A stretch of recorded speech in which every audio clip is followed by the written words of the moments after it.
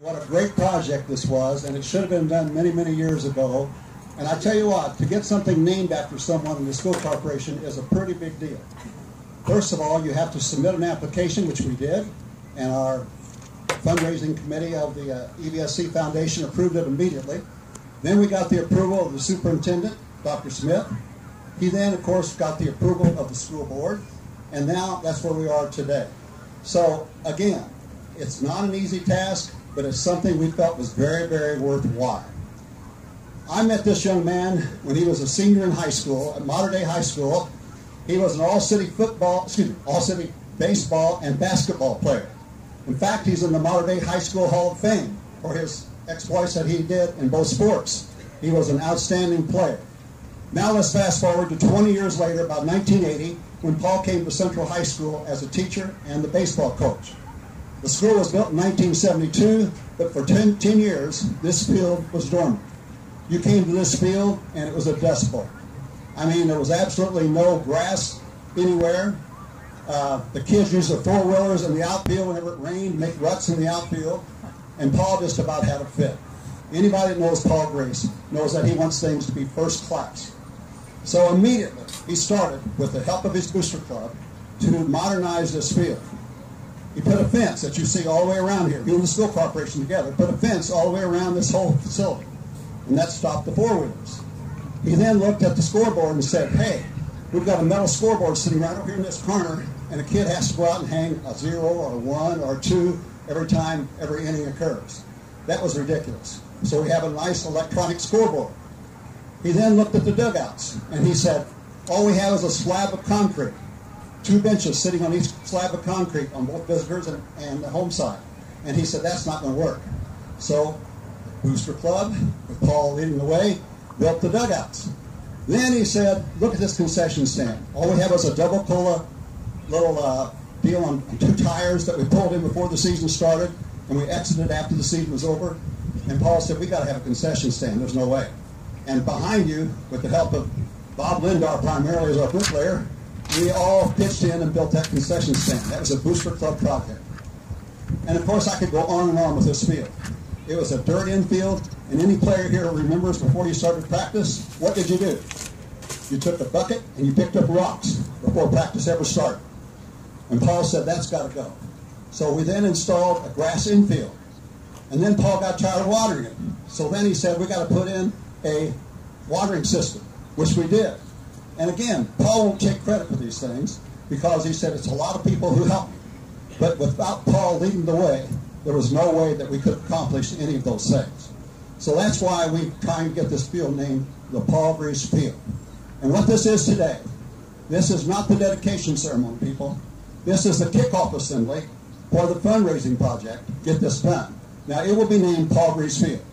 But we're going to have a special dedication at the end of the fundraising campaign, and we're going to have signage put up all the way around the field saying this is Paul Gries Field. We're going to have a nice plaque with all his accomplishments somewhere in this facility, and it will be known as Paul Gries Field. But today, we're kicking off the fundraising campaign, and incidentally, before I leave, I want to thank 2 people with the EVSC Foundation, Maria Barton standing over here, and Ann Burnsworth somewhere. These 2 people have worked very hard in putting this together, and then, of course, we'll handle all these solicitations, the mailings, the thank yous. They'll take care of everything. So thank you, Ann, and thank you, Mrs. Barton. Anyway, thank you all very much for attending. And at this time, Paul, if you'll come out here. Paul is a man of few words.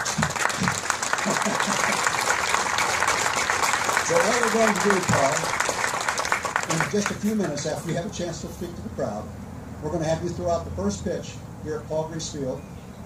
And before we do that, I want to present to you a check, which I hope you will then present to the foundation for $10,000 from the Evansville Teachers Federal Credit Union. They're going to kick off the campaign. Okay? Thank you, Paul. I want to say that I really am honored about all this.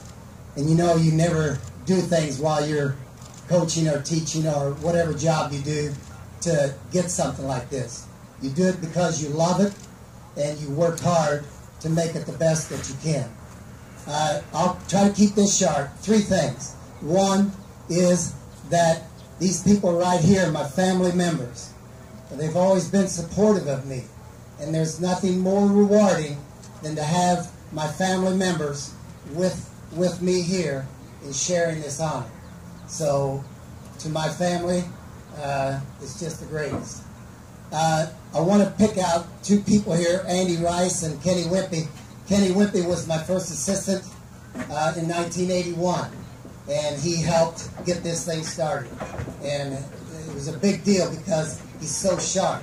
And I always tried to have people around me that were smarter than I was, so that they could really help me out. The other one is Andy Rice back here, and he was my assistant for 9 years, and then went on to Harrison to be an outstanding coach there. So for those 2 guys, and then the last assistant coach was Tim Marks, and I don't see him, and I don't know if he's here now. But those 3 people were very important in our program, and then there were a number of other assistants that were here too.